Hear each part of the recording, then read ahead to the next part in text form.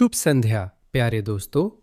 तो आज हमारी खास चर्चा का विषय है कूल्हे का जोड़ और उसका घिसाव, और हमें तुरंत ही इसे समझना होगा। आज हम सब मिलकर सीखेंगे और कोशिश भी करेंगे। कुछ लोग सिर्फ देखेंगे, लेकिन बेहतर होगा कि आप सब साथ में कोशिश करें। तो अपनी कसरत की ट्रैक पैंट और टी शर्ट पहन लीजिए, और आपके पास अभी खाना खत्म करने का भी समय है। जो लोग खा रहे हैं उन्हें शुभकामनाएं। और आज हम कूल्हे के जोड़ को ठीक करने की शुरुआत करेंगे। ये किसके लिए फायदेमंद होगा? जिनको पहले से ही घिसाव है। लेकिन अगर ये आपके पहले स्टेज में है तो कोई दिक्कत नहीं है। अगर दूसरे स्टेज में है तो कुछ सवाल उठते हैं कि आपके वहां क्या समस्या है। अगर जोड़ की सतह जुड़ गई है तो इलाज सिर्फ ऑपरेशन से संभव है। यहां दर्द अस्थायी रूप से ही कम हो सकता है। अगर आप एक अपेक्षाकृत स्वस्थ व्यक्ति है और आप अपने कूल्हे के जोड़ को मजबूत करना चाहते हैं और कूल्हे के जोड़ के घिसाव से बचाव करना चाहते हैं, यहां मैं आपको नहीं रोक सकता। कृपया देखें, दोहराएं, यह आपके लिए फायदेमंद होगा। साथ ही मैं आपको यह भी जल्दी से बताना चाहता हूं कि हम सबके द्वारा लंबे समय से प्रतीक्षित 8 मार्च के त्योहार के उपलक्ष्य में विवरण में दिए गए लिंक पर सभी अभ्यासों की पहुंच 2 दिन के लिए सभी के लिए बिल्कुल मुफ्त है। चाहे महिला हो या पुरुष भी कर सकते हैं। इसमें कोई समस्या नहीं है। भले ही यह त्योहार महिलाओं का है, ये सभी के लिए उपहार है, बिना किसी अपवाद के। विवरण में दिए गए लिंक पर सभी व्यायामों का पूरा सेट है, जिसमें सभी मांसपेशियों की ट्रेनिंग, मूवमेंट की बायोमैकेनिक्स और स्व मालिश शामिल है। सब कुछ वहीं है, विवरण में दिए गए लिंक पर। और अब हम अपने कूल्हे के जोड़ से शुरू करते हैं। आज हमें जिन मांसपेशियों की जरूरत होगी वो है ग्लूटियस मीडियस मांसपेशी। इसका काम है पैर को साइड में ले जाना, और खड़े होने पर यह पेल्विस को स्थिर करता है। पेल्विस, जांग, ये रहा हमारा कूल्हे का जोड़। हाँ, ये ऐसा है। फीमर बोन हमारे यहाँ इस तरह है। चलिए इसे स्कीमेटिकली ऐसे बना लेते हैं। ये पैर का पंजा मान लेते हैं। ये है हमारा कूल्हे का जोड़, और ग्लूटियस मीडियस मांसपेशी ये हमारे यहां साइड में होती है। ये पूरा हिस्सा घेरती है। अक्सर बहुत लोगों में ये एट्रोफी हो जाती है जब जोड़ में कोई असुविधा होती है। जिनको कूल्हे के जोड़ में आर्थ्रोसिस है उनमें तो 100% ये एट्रोफी हो जाती है। जब पेल्विस स्थिर होता है तो ये पैर को साइड में ले जाती है, और जब पैर स्थिर होता है तो पेल्विस को संभालती है। इसका मतलब क्या है? यानी अगर हम बस इस तरफ खड़े हैं, पैर उठाते हैं, तो ये हमारे पेल्विस को संभालती है, और इस तरफ बस पेल्विस को गिरने से रोकती है। देख रहे हैं? यानी इसी हरकत से चलने के दौरान ग्लूटियस मीडियस मांसपेशी थोड़ी सी बड़ी ग्लूटियस मसल के साथ मिलकर हमारे पेल्विस को स्थिर रखती है। कदम के समय पेल्विस की स्थिरता, मुख्य रूप से इसकी कमजोरी के कारण ये दोनों जॉइंट सतहें एक दूसरे के करीब आने लगती है और आपस में टकराकर चोटिल होने लगती है। फीमर हेड की जॉइंट सतह और एसिटाबुलम की सतह, जो यहाँ इलियम बोन पर होती है, वे एक दूसरे के काफी करीब आकर रगड़ने और टकराने लगते हैं। कार्टिलेज को नुकसान, सूजन और हड्डी के उभार भी चोटिल होते हैं। आर्थ्रोसिस विकसित होता है, जिससे कार्टिलेज पतला हो जाता है। प्रक्रिया रोकने पर इसका पुनर्निर्माण संभव है, लेकिन इसके लिए जोड़ों को स्थिर करना जरूरी है। उसे कहें तो उस पर से दबाव कम करना जरूरी है, ताकि जोड़ों की सतहें एक दूसरे से कम टकराएं नहीं और एक दूसरे के बहुत पास ना आ जाएं जब आप हिलते हैं। पहली मध्य ग्लूटियस मांसपेशी है जो आज चाहिए। दूसरी बड़ी ग्लूटियस मांसपेशी है। बड़ी ग्लूटियस मांसपेशी, हम इसका इस्तेमाल चलते समय, कदम बढ़ाते समय करते हैं। इसका अलग अलग किया गया मूवमेंट है। पैर को पीछे ले जाना, पैर को 45 डिग्री के कोण पर ले जाना। झुकने में ये शामिल होती है कई मूवमेंट्स में। जब हम पैर पर खड़े होते हैं तब भी शामिल होती है। जब सीढ़ी पर चढ़ते हैं तो जांग के पिछले हिस्से से, बहुत सारे मूवमेंट्स में। इसके बिना भी कई समस्याएं होती है, लेकिन इसके बिना भी कूल्हे का जोड़ काम कर सकता है। यानी इसकी कमजोरी का असर ग्लूटियस मीडियस मांसपेशी पर इतना ज्यादा नहीं पड़ता। दूसरी बात यह है कि ग्लूटियस मीडियस मांसपेशी अक्सर बड़ी ग्लूटियस मसल के साथ साथ ही एट्रोफी हो जाती है। आमतौर पर जब बड़ी ग्लूटियस मसल नहीं होती तो रिकवरी मुश्किल होती है, इसलिए दोनों को रिकवर करना पड़ता है। सवाल है कि क्या यह मसल ग्लूटियस मीडियस के काम के लिए जरूरी है? बात यह है कि इस बड़ी ग्लूटियस मसल के नीचे, खैर सभी जानते हैं कि यह कहाँ होती है, यही पीछे हमारे पास एक छोटी पिरिफॉर्मिस मसल होती है। ये इस तरह से जाती है। सभी जानते हैं कि इसके नीचे साइटिक नर्व होता है, पिरिफॉर्मिस मसल के नीचे। लेकिन पिरिफॉर्मिस मसल के नीचे दो और नसें भी निकलती हैं, ऊपरी और निचली ग्लूटियल नसें, एक बड़ी ग्लूटियस मसल की ओर, दूसरा मिडल ग्लूटियस मसल की ओर जाता है। जब बड़ी ग्लूटियस मसल कमजोर हो जाती है तो पिरिफॉर्मिस मसल में लगातार चोट लगती रहती है। वो अपनी लोच खो देती है, सख्त और रेशेदार हो जाती है, ठीक से नहीं खिंचती, नस को नुकसान पहुंचता है और उसमें भी ऐंठन आ जाती है। और साइटिक नर्व के अलावा ये दो नर्व भी दब जाते हैं। एक नर्व मिडल ग्लूटियस मसल की तरफ जाता है और दूसरा सबसे बड़ी ग्लूटियस मसल की तरफ यहां जाता है, और दोनों दबे हुए हैं, दोनों काम नहीं कर रहे हैं। इसलिए पिरिफॉर्मिस मसल को रिलैक्स करने के लिए, ताकि वो फिर से इलास्टिक हो जाए, बड़ी ग्लूटियस मसल भी जरूरी है। ये है हमारी दो मुख्य मसल्स। इसी तरह जांघ भी उतनी ही महत्वपूर्ण है। जांघ का पिछला हिस्सा यानी जांघ की सारी मसल्स एडक्टर मसल्स की जरूरत होती है। मीडियल ग्लूटियस मसल और मीडियल ग्लूटियस मसल की एंटागोनिस्ट, ये विपरीत मूवमेंट एडक्टर मसल्स का ग्रुप यहां करता है। जब मध्य नितंब मांसपेशी का टोन घटता है, ये जो मसल्स है ये भी छोटी हो जाती है। ये खुद को स्ट्रेच नहीं होने देती, हमेशा टाइट रहती है और इन्हें स्ट्रेच करने की इच्छा होती है, क्योंकि इंसान महसूस करता है कि उसकी जांघ को साइड में ले जाने की क्षमता सीमित हो गई है। वो इन्हें स्ट्रेच करता है और इसी वजह से उन्हें चोट लग जाती है। समय के साथ ये मसल्स और भी कम स्ट्रेच होने देती हैं, क्योंकि सबसे पहले मध्य नितंब मांसपेशी और एडडक्टर मसल्स की ट्रेनिंग जरूरी है। और आज मैं दिखाऊंगा कि जोड़ की मूवमेंट को कैसे बेहतर किया जाए, क्योंकि मसल्स के अलावा जोड़ की हल्की सी ऐसी मूवमेंट भी मायने रखती है। गोलाकार ऐसे ऐसे, यानी आप देख सकते हैं यह खुद गोल आकार का है, इसलिए जोड़ की सतह पर ऐसे गोल गोल मूवमेंट भी कर सकता है। जैसे कि देखिए, ऐसे ऐसे। ये जो मूवमेंट है इसकी भी बहुत अहमियत है। अगर ये खो जाती है तो जोड़ पर लगातार एक जैसी दबाव और एक जैसी लोडिंग पड़ती है और वो भी चोटिल होने लगता है। तो दोस्तों शुरू करते हैं। जैसा कि होना चाहिए, हम क्लासिक से शुरू करते हैं, यानी ग्लूटियस मीडियस मसल के व्यायामों से। इसे हम 3 हिस्सों में बांट सकते हैं। पैर की पोजीशन बदलकर हम हर हिस्से पर लोड डाल सकते हैं। सामने वाला, बीच वाला और पीछे वाला हिस्सा एक साथ काम करेंगे और ये हमारी बड़ी ग्लूटियस मसल के साथ भी एक्टिव होंगे। इसके लिए हम साइड में लेट जाते हैं। ये इस बात पर निर्भर करता है कि आपका जोड़ कितनी अच्छी हालत में है। आपकी मूवमेंट की रेंज भी उसी पर निर्भर करेगी। दोहरावों की संख्या आप अपने हिसाब से चुन सकते हैं। जब मांसपेशी थकने लगे तो आप 2-3 और दोहराव कर सकते हैं, अगर हरकत का रास्ता वही बना रहता है।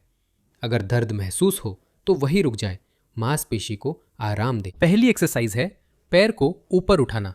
बस ऐसे ही।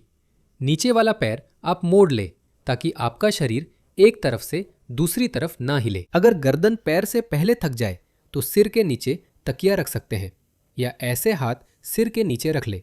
अगर ठीक लगे तो साथ में गर्दन की भी एक्सरसाइज हो जाएगी और इसी पोजीशन से आप पैर को ऊपर उठाना शुरू करें। अगर बहुत मुश्किल हो रही है, पैर कम ऊपर उठ रहा है, तो एड़ी या पंजा किस तरफ मुड़ा है ये ना देखे। लेकिन अगर पैर थोड़ा बहुत आपकी बात मान रहा है तो कोशिश करें कि पैर का तलवा भी फर्श के समानांतर रहे।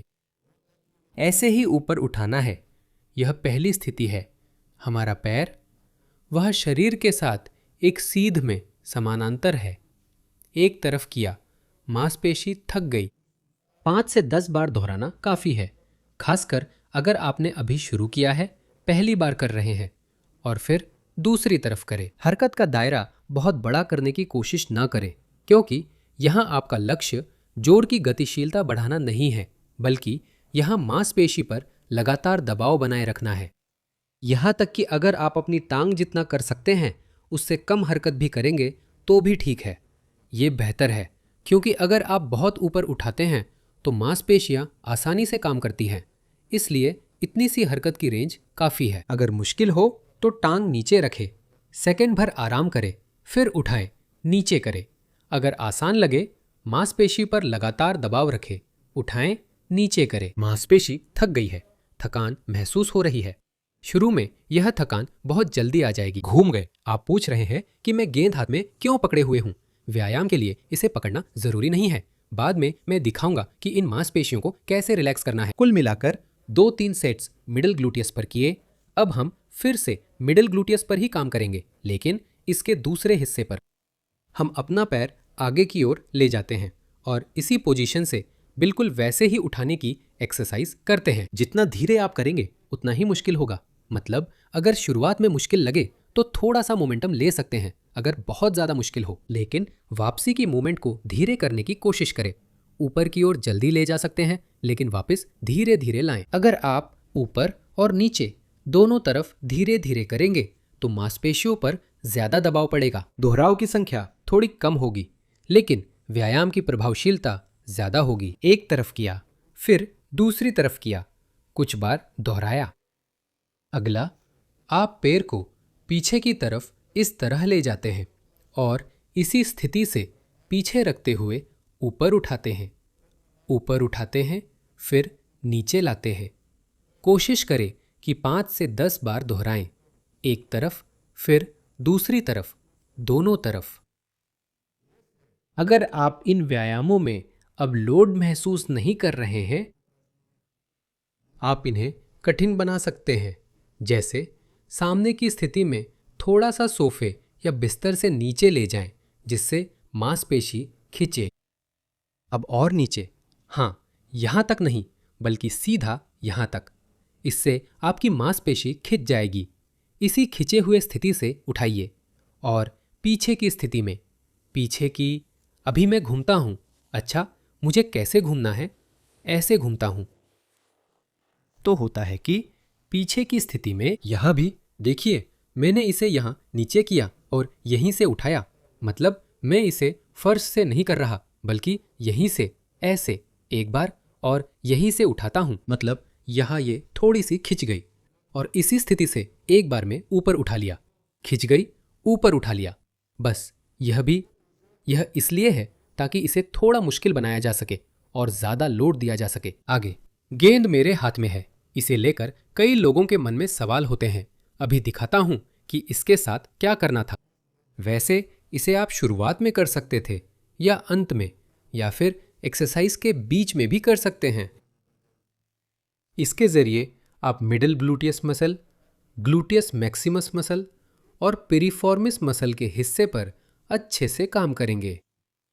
किस तरह? यहां आपके पास 3 हिस्से हैं जिन्हें आपने ट्रेन किया है। मसल्स, आगे की, बीच की और पीछे की। और इन तीनों हिस्सों की आप इसी बॉल से मसाज करेंगे। 2 तरीके हैं, या तो दबाएं, पकड़े रखें और दर्द का एहसास कम होने तक इंतजार करें। अगर दर्द नहीं है तो इसे मूवमेंट के साथ करें। कैसे करना है? एक तरीका शुरुआती है। बेहतर है कि आप इसी से शुरू करें। दीवार के पास खड़े होकर दीवार और मसल्स के बीच बॉल रखें और इस तरह मसाज करें। अच्छे से काम करें। यही करना है। यहाँ, यहाँ और यहाँ करें। ऊपर के हिस्से में थोड़ा नीचे। यहाँ हड्डियों पर बॉल से दबाव नहीं डालना है। थोड़ा ऊपर मसाज करें। यहाँ अच्छे से मसाज करें। बड़ी ग्लूटियस मसल को भी, यानी इस पूरे हिस्से को। सिद्धांत ऐसा है, यानी आपने दर्द वाली जगह ढूंढ ली। अगर वह ज्यादा दर्दनाक नहीं है तो आप उसे मूवमेंट के साथ कर सकते हैं। अगर दर्द ऐसा है कि सहना मुश्किल है तो बस दबा दे। दबाव इतना रखे कि ज्यादा दर्द न हो, लेकिन ऐसा हल्का सा सुखद दर्द महसूस हो। और इसी तरह धीरे धीरे पूरे नितंब वाले हिस्से पर काम करें। खास तौर पर यह जरूरी है, यही वो जगह है जहां हमारी पेरिफॉर्मिस मसल होती है और यहां पर इस हिस्से में सिट बोन और फीमर बोन के बीच इसी जगह पर भी मसाज करें। ये कूल्हे के जोड़ की मूवमेंट के लिए बहुत अच्छा है। यही वो जगह है। और अब दोस्तों, मैं आपको एक ऐसा व्यायाम दिखाऊंगा जो शायद आपने पहले कभी नहीं आजमाया होगा। हो सकता है आपने किया हो, लेकिन किसी और तरीके से। अब मैं दिखाऊंगा कि इसे और प्रभावी कैसे करें। ये व्यायाम कूल्हे के जोड़ की मूवमेंट बढ़ाता है। ये व्यायाम पिरिफॉर्मिस मसल्स की ऐंठन को दूर करने, उसे रिलैक्स करने, ज्यादा लचीला बनाने और कूल्हे के जोड़ की मूवमेंट बढ़ाने में भी बहुत अच्छा है। दो मूवमेंट्स हैं। पहला है जांग को इस तरफ घुमाना। यह एक मूवमेंट है जिसे हम ऐसे ट्रेन करेंगे। दूसरा है जांग को इस तरफ घुमाना। खासकर यह मूवमेंट थोड़ा मुश्किल होता है, लेकिन यह कूल्हे के जोड़ की मूवमेंट को बहुत अच्छे से ट्रेन करता है, उसे वापस लाता है। उसकी मूवमेंट की एम्पलीट्यूड साफ दिखती है। तो देखिए हम क्या कर रहे हैं। मैं आपको ट्रेनिंग के कुछ स्टेप्स भी दिखाऊंगा। पहले हम इस तरह से साइड में लेटते हैं, लेकिन शुरुआत एक आसान एक्सरसाइज से करेंगे। यानी हमारा मूवमेंट इसी तरफ होगा। जो पैर नीचे है, जिस पर मैं लेटा हूं, उसे मैं आगे की तरफ रखता हूं। ये आपको बिस्तर पर करना होगा। जरूरी नहीं कि ट्रीटमेंट टेबल हो। बिस्तर, सोफा सब चलेगा। मैं इसे इस तरह आगे बढ़ाता हूं। यहाँ धड़ और जांग के बीच का कोण 45 डिग्री रखना बेहतर नहीं है, क्योंकि इससे जोड़ को हिलाना मुश्किल होगा। यहाँ कोण कितना है? यह 90 डिग्री से ज्यादा है ना? मतलब पेट और जांग के बीच का कोण, मतलब 90 डिग्री नहीं, बस पैर को थोड़ा यहाँ, ताकि वो सीधा रहे। और अब यह वाला पैर जैसे आरामदायक हो उसे पीछे ले जाते हैं। आधा पेल्विस, यह वाला देखिए, थोड़ा सा इसे भी पीछे यहाँ ले जाते हैं। पैर को जितना हो सके नीचे लटका देते हैं। अगर कोई असुविधा महसूस हो तो इसे और सीधा कर ले, कम मोड़े। नीचे लटकाते हैं और इस स्थिति से ऊपर उठाते हैं। लटकाया, उठाया, लटकाया, उठाया। यही है ये मूवमेंट। जितना ज़्यादा आप पेल्विस को आगे ले जाएंगे उतना ही मुश्किल होगा। इसलिए अगर शुरुआत में कठिन लगे तो इसे मुश्किल ना बनाएं। पेल्विस को पीछे ले जाएं, पैर को लटका दें और इसी स्थिति से उठाए, नीचे करें।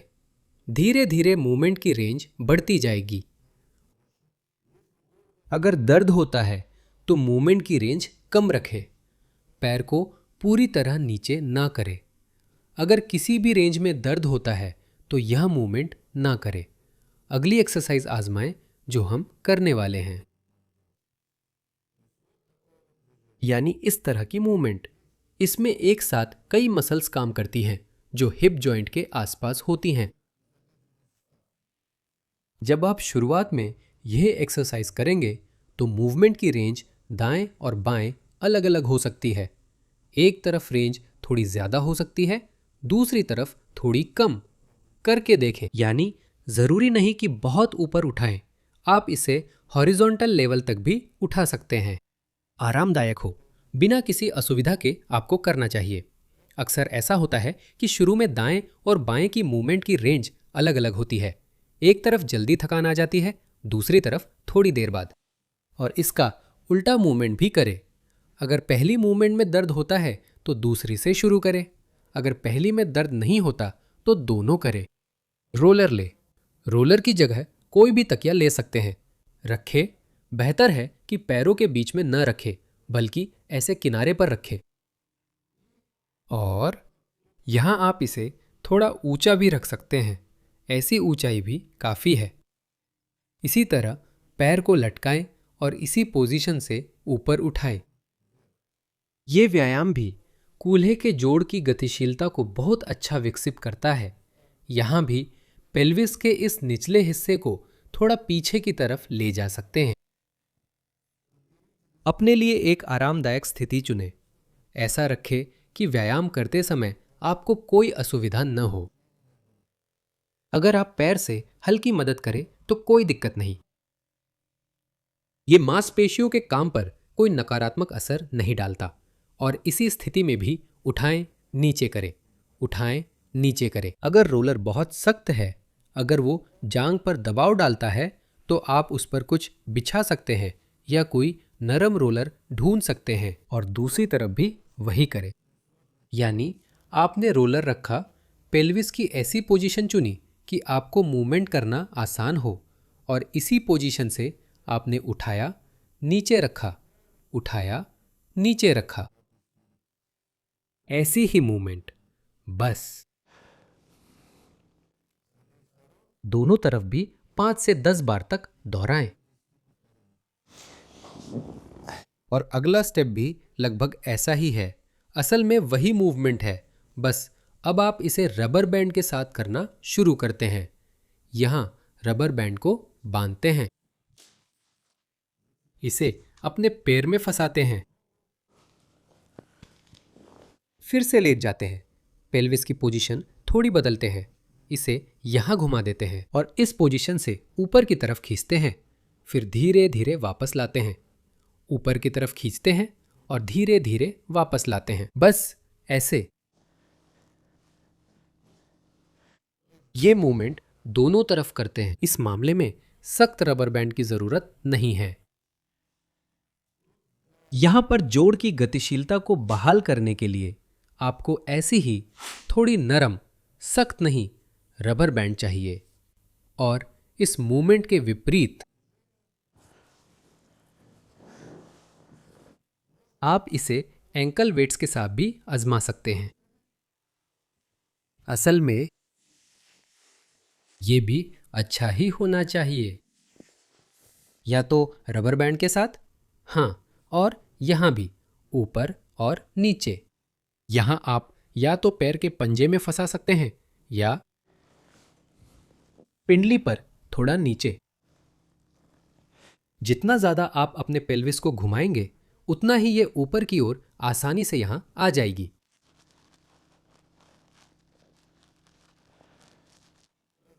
पांच से 10 बार दोहराए। ऐसी रबर बैंड चुनें जो बहुत ज्यादा कड़ी ना हो, खासकर पहली बार में, ताकि आप खुद इस मूवमेंट को करना सीख सके। तो दोस्तों, ये कुछ एक्सरसाइजेस आपको कूल्हे के जोड़ में दर्द दूर करने, उसे मजबूत और स्थिर करने, पिरिफॉर्मिस मसल्स की ऐंठन हटाने, ऊपरी और निचली ग्लूटियल नसों को मुक्त करने में मदद करेंगी और कूल्हे के जोड़ में मूवमेंट की रेंज भी काफी बढ़ जाएगी। एक बार फिर दोस्तों, डिस्क्रिप्शन में दिए गए लिंक पर और भी ज्यादा एक्सरसाइजेस हैं जिन्हें आज हम कवर नहीं कर पाए। वे वहां आपका इंतजार कर रही हैं और अगली बार मिलेंगे।